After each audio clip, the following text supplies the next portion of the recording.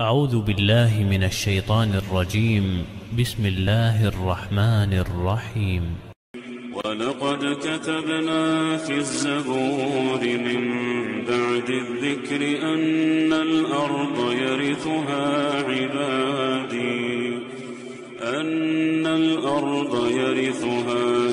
عبادي الصالحون إن في هذا لبلاغا لقوم عابدين وما أرسلناك إلا رحمة للعالمين. إن الحمد لله الحمد كله لله نحمده سبحانه وتعالى ونستعينه ونستهديه ونسترشده ونعوذ بالله من شرور أنفسنا وسيئات أعمالنا. من يهده الله فهو المهتد ومن يضلل فلن تجد له وليا مرشدا. وأشهد أن لا إله إلا الله ولي الصالحين وأشهد أن سيدنا وحبيبنا عظيمنا ومولانا ودليلنا ومعلمنا وشفيعنا محمد بن عبد الله. اللهم صل وسلم وبارك على سيدنا محمد وعلى آله ومن والاه كما صليت وسلمت وباركت ربنا على آل سيدنا إبراهيم في العالمين إنك حميد مجيد. أما بعد معاشر المسلمين أوصيكم ونفسي بتقوى الله سبحانه وتعالى إذ يقول في محكم التنزيل يا أيها الذين آمنوا اتقوا الله حق تقاته ولا تموتن إلا وأنتم مسلمون. يا أيها الذين آمنوا اتقوا الله وقولوا قولا سديدا يصلح لكم أعمالكم ويغفر لكم ذنوبكم ومن يطع الله ورسوله فقد فاز فوزا عظيما. اللهم اجعلني وإياكم من الفائزين فضلا منك ونعمة. أحباب رسول الله، بعد أن تحدثنا عن استقبال رمضان من الناحية التربوية الاجتماعية الروحية، نخلص إلى الحديث عن استقبال رمضان من الناحية الفقهية العملية. Après qu'on avait parlé la semaine dernière de comment peut-on accueillir le Ramadan spirituellement, dans le côté spirituel, le côté social, le côté éducatif, comment on peut se purifier avec le Ramadan. On va parler aujourd'hui de comment accueillir le Ramadan au côté théologique, côté réglementé si on peut dire, pour savoir est-ce que je suis parmi ceux qui doivent jeûner ou bien je suis parmi d'autres catégories. المؤمن المخاطب برمضان لا يخلو من ثلاثة حالات. المؤمن المخاطب برمضان عنده واحدة من ثلاث حالات. Le croyant, ils ont dit le croyant, la croyante qui devait jeûner, elle est entre une parmi les trois situations. فقسم الفقهاء المخاطبين برمضان إلى الذي يجب عليه رمضان وليس عليه الفدية في رمضان، يجب عليه وهو كل مسلم عاقل بالغ صحيح مقيم، زائد المرأة أن تكون طاهرة من الحيض والنفاس. Alors les savants nous disent que les trois catégories, théologiquement, qui devaient jeûner, la première catégorie, c'est celle qui devait jeûner. Pas d'excuse. C'est tout musulman, ou musulman, toujours quand on parle, majuscule englobe le masculin englobe le féminin, tout croyant, qui réjouit de sa raison, qui atteint l'âge de puberté, qui est en bonne santé, qui n'est pas malade, qui demeure, qui résiste, qui n'est pas en état de voyageur, et plus la femme qui est propre de menstruer ou de lucher. Celui qui est dans cette situation, il est dans l'obligation de jeûner. S'il n'a pas jeûné, c'est autre chose. المستوى الثاني أو الحالة الثانية الذين يرخص لهم في الإفطار وعليهم القضاء. Ceux qui ont la dérogation de rompre le jeûne et ils devaient récupérer. Ils devaient récupérer les jours qui ont consommé par X raison. وهذه الأعذار هي المرض العارض أو السفر الذي لا يتحمل مع الإنسان الصيام. واختلف العلماء في المرأة الحامل والمرضع، ثم المرأة الحائض. Alors ces trois, la deuxième catégorie, c'est ceux qui ont cette dérogation de rompre le jeûne, mais ils devaient récupérer. Ils n'ont pas à payer la compensation. Ils devaient récupérer. C'est la personne qui est malade, une maladie temporaire. Il est malade, il a subi, voilà, il a été hospitalisé quelques jours pendant le ramadan, mais elle va guérir. Le médecin lui a dit d'ici un mois, 2 mois, 1 semaine, je ne sais pas, tu vas guérir. Qu'Allah le préserve, il a subi une opération, mais il va guérir. À ce moment-là, il n'a rien à payer. Tous les jours qu'avait consommé pendant le ramadan, il va les récupérer plus tard. Ou bien celui qui est en état de voyage. وحالة السفر بدون الدخول إلى التفصيلات فيها الإمام ابن القيم أورد فيها أزيد من 10 أقوال. Je ne vais pas rentrer dans les détails, l'imam Ibn Qayyim il a détaillé les opinions des savants, des compagnons du prophète par rapport au jeûne. Et je trouve que l'imam Omar ibn Abd al-Aziz, rahimahullah, il a tranché dans il a classé cette question de voyage.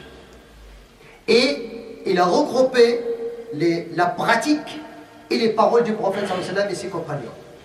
Et il a dit cette parole, et prenez-la comme une règle pour le voyageur pendant le ramadan. قال عمر بن عبد العزيز وعليه كذلك الإمام ابن تيمية وغيره من العلماء قال السنة للمسافر الذي يطيق الصيام مع السفر الصيام، والسنة للمسافر الذي لا يطيق الصيام مع السفر الإفطار.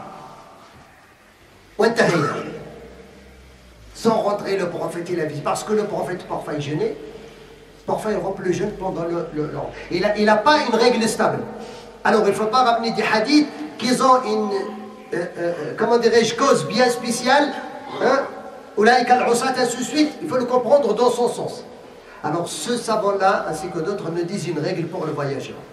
La sunna, la tradition prophétique, pour celui qui est capable de supporter le jeûne en état de voyage, c'est de jeûner. La sunna pour lui, tant qu'il supporte le jeûne pendant le voyage, c'est de jeûner, parce que le prophète l'a fait. Et la sunna pour celui qui ne supporte pas et trouve la difficulté en état de voyage pour jeûner, c'est de rompre le jeûne et de récupérer plus tard. Ça, c'est la parole qui est vraiment une parole sage, qui regroupe la pratique et la tradition prophétique, pour ne pas dire que non, parce qu'il y en a qui disent non, la sunna c'est de ne pas jeûner, la sunna c'est de jeûner. Non, la situation de chaque individu est différente.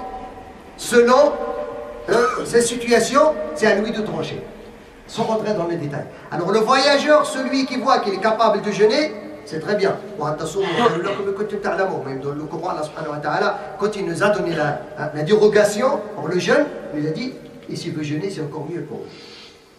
Et le prophète a fait les deux. Jabir et Anas bin Malik, كانوا يقولون كنا نسافر مع النبي صلى الله عليه وسلم فمنا الصائم ومنا المفطر ولا يعيب الصائم على المفطر ولا المفطر على الصائم.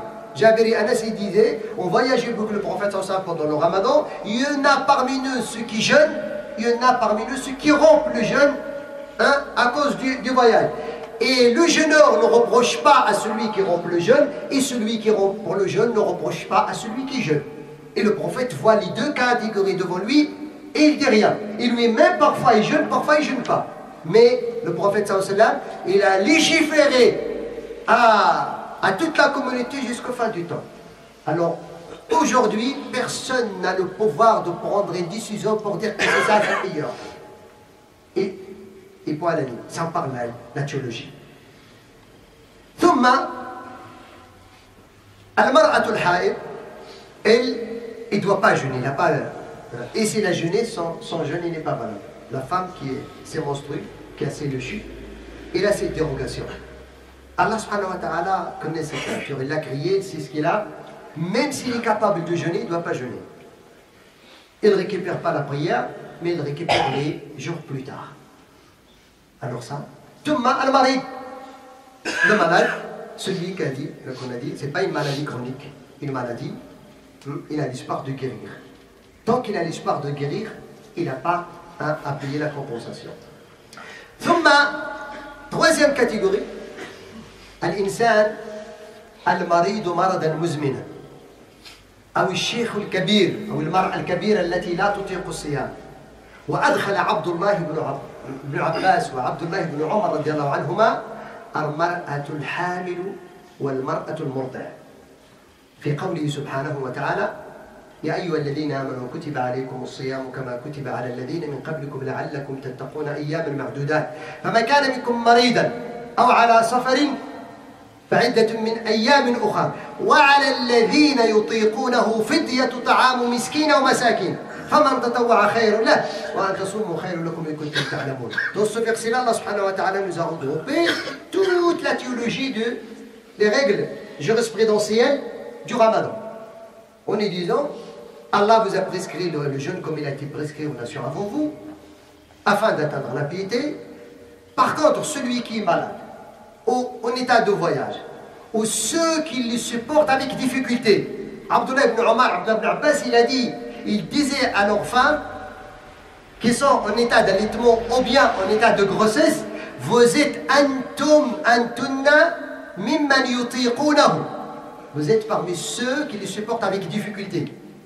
Et les savants, ces deux-là surtout, ils ont anticipé que la femme, quand elle a sa grossesse, il va avoir des difficultés après la grossesse, déjà les 40 jours de le chui, et après les 40 jours, il a l'allaitement. Ça veut dire qu'il va regrouper 2 ans ou 3 ans pour elle. Mais s'il a pris la décision de payer la compensation dès sa grossesse, il n'a pas à récupérer, selon les deux opinions.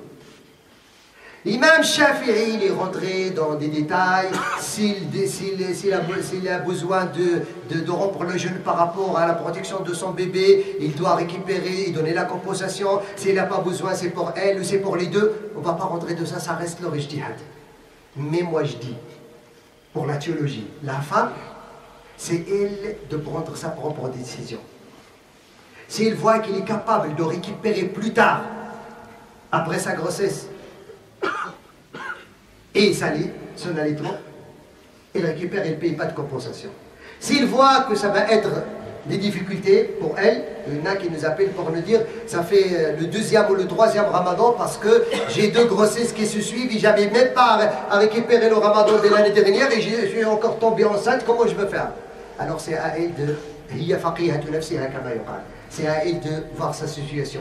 Tant qu'il y a 2 grands compagnons du prophète qui l'ont intégré parmi ceux qui ont la difficulté de récupérer plus tard, alors il faut donner la compensation. Et la compensation, le fidya, c'est pas comme zakat al-fitr, faites attention. Il y en a qui font tout le temps, qui confondent zakat al-fitr et le fidya. C'est 2 choses différentes.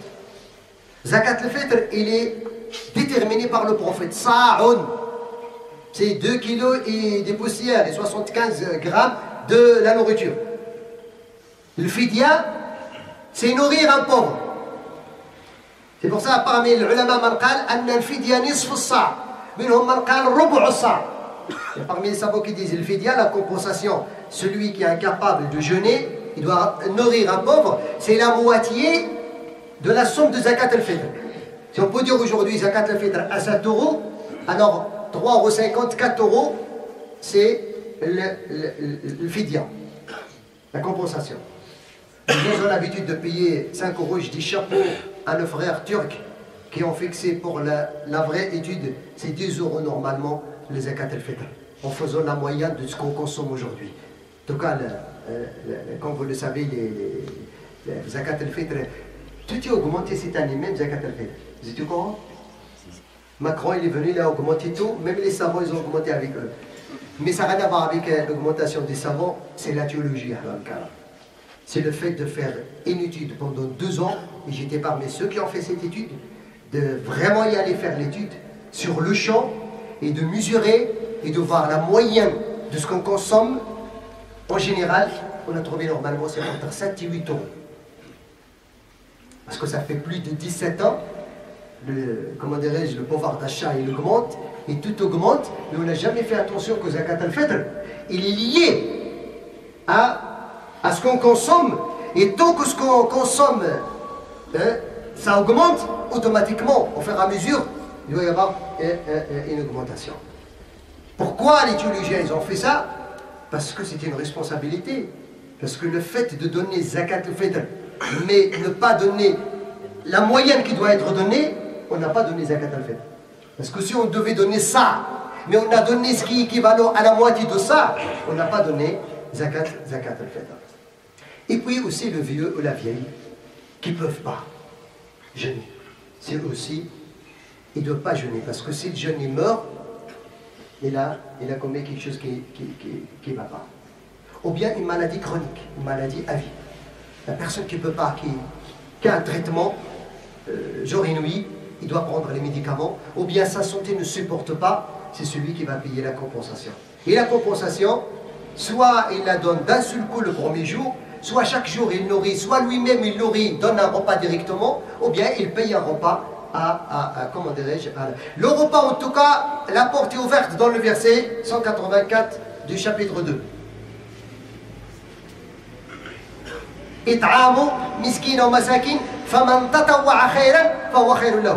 Nourrir un pauvre, et celui qui veut donner plus, la porte est ouverte. On ne peut pas chercher le repas, c'est 4 euros, oui, c'est le minimum 4 euros. Mais si tu es capable de donner plus, c'est tant mieux, il n'y a pas de souci. C'est les 3 catégories qui existent au niveau de la théologie.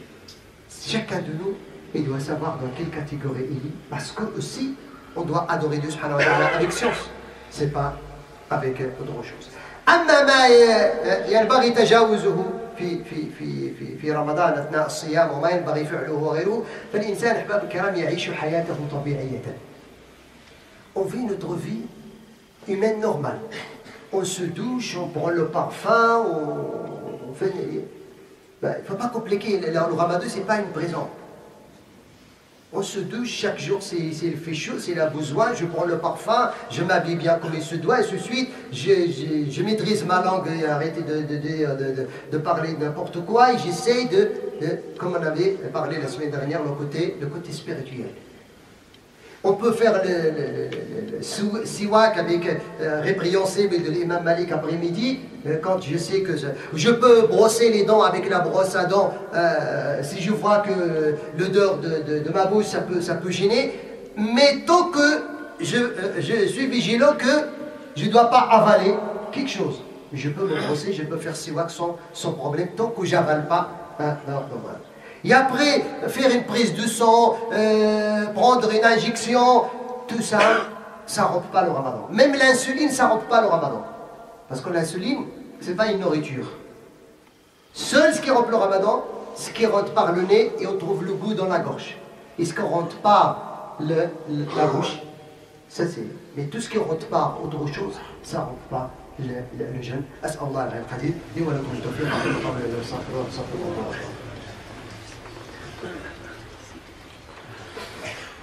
الحمد لله رب العالمين حمدا كثيرا طيبا مباركا فيه صلى الله وسلم وبارك على سيدنا محمد النبي الأمي وعلى آله وصحبه أما بعد.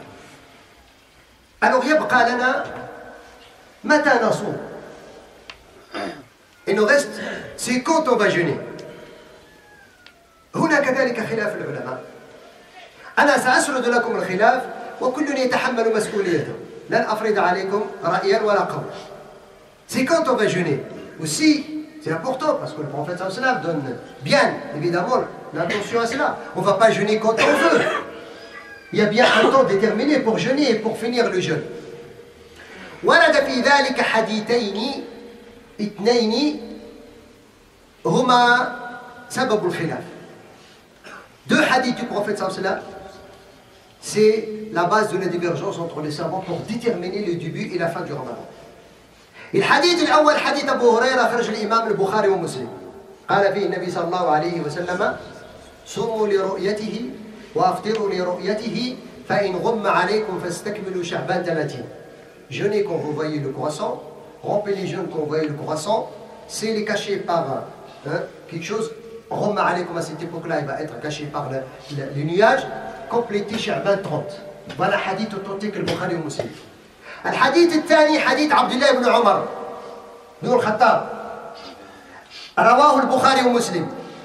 قال النبي صلى الله عليه وسلم: صوموا لرؤيته وافطروا لرؤيته فإن غبي عليكم فاقدروا له.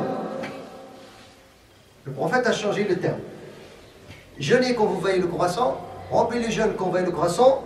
Si vous ne le voyez pas, il y a un obstacle entre vous et le soleil, le ciel, pour voir la lune, estimez-le. Et c'est le terme estimer, c'est là où il y a la divergence et ça engendre trois opinions des savants. À l'époque déjà des compagnons des prophètes, trois opinions. Estimer, c'est là. Moi je pose la question, pourquoi le prophète nous a donné deux hadiths? Pourquoi il n'a pas resté sur un seul hadith de compléter Sha'ban 30 et on finit? Pourquoi il les a fait rentrer dans cette problématique? C'est une problématique quand même, au niveau du texte. Mais le prophète sallallahu alayhi wa sallam, il ne parle pas à sa communauté avec laquelle il a passé sa vie. En fait, il légifère jusqu'au fin des temps.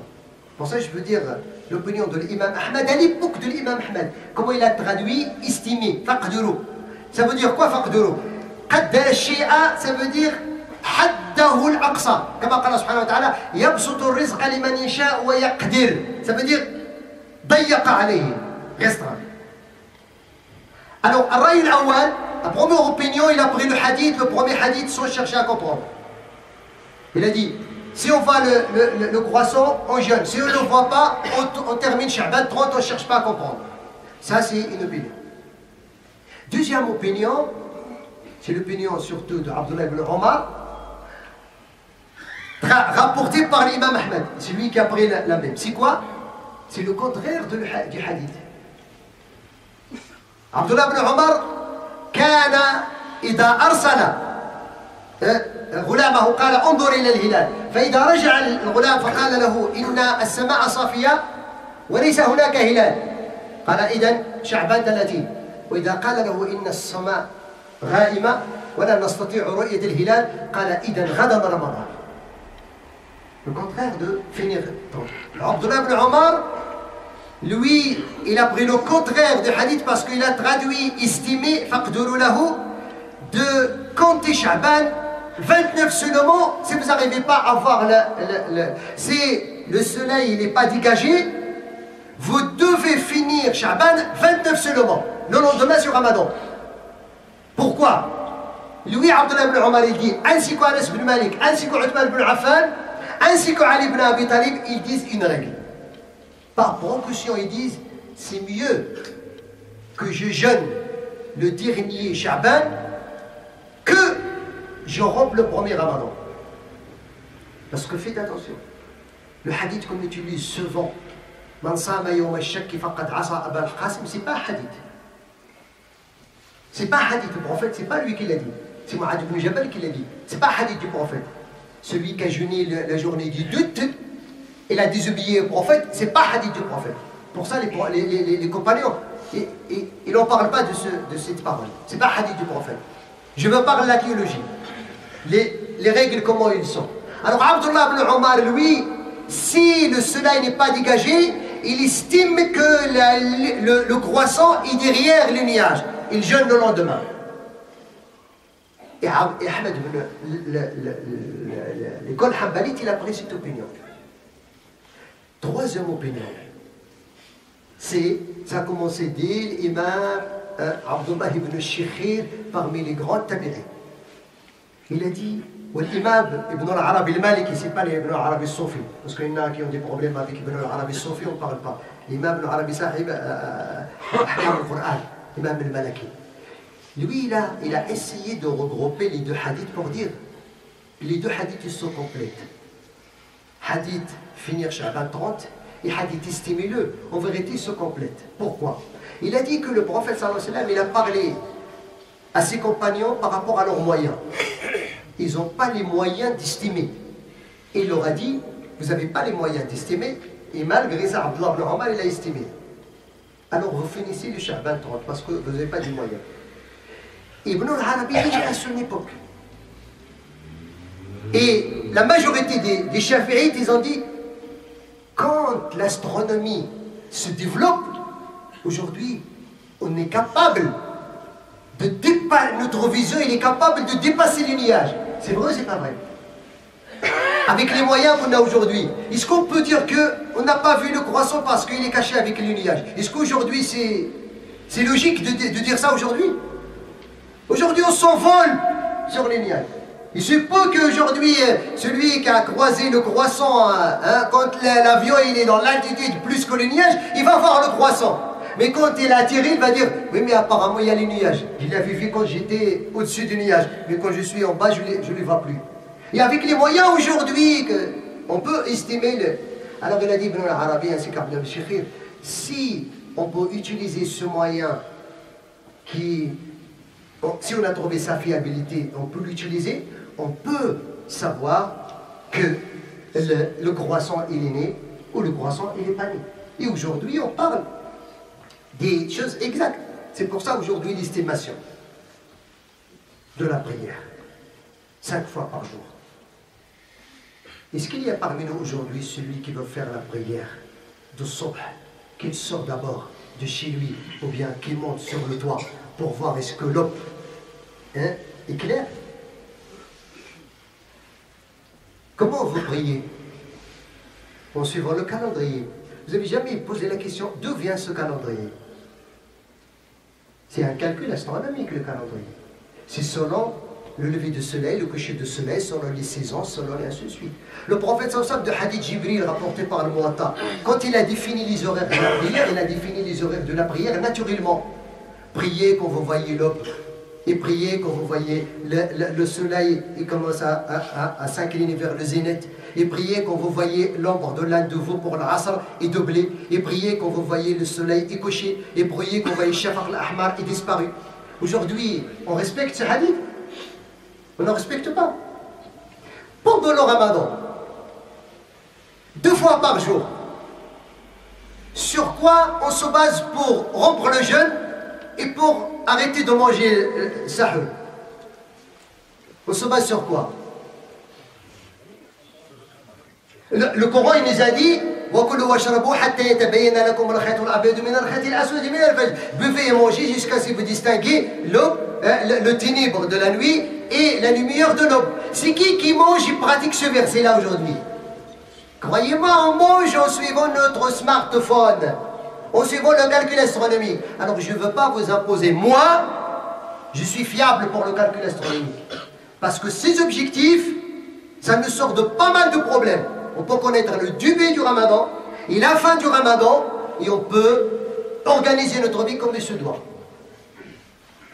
C'est pour ça le Conseil européen de Fatwa, la délégation internationale des grands savants internationaux, ils ont fait leur communiqué, ça fait 2 mois depuis Rajab, ils ont déterminé que le croissant il va être né la veille de 16 mai, qui est mercredi, qui va être mercredi prochain, alors telle à la date, telle à sujet, je peux rentrer sur internet et vous le dire. Et c'est confirmé par même le Marsad de Umm al-Qura. Vous connaissez qu'il y a Umm al-Qura, ils ont fait un conseil des astronautes, même à Umm al-Qura. Je vous impose rien du tout. Celui qui voit que l'opinion de ces grands savants-là qui ont dit qu'aujourd'hui, on prie 5 fois par jour en suivant le calcul astronomique, on est capable de s'organiser pour jeûner tous ensemble. Aujourd'hui, moi personnellement, je vois que c'est une erreur théologique et une erreur scientifique que 2 musulmans sur 2 endroits différents sur la planète jeûnent différemment et rompent le jeûne différemment. Parce qu'on n'a plus d'excuses. Et surtout, Jumhur al-Ulama, al-Malikiyya, wal-Hanafiya, wal-Hanabila, ils disent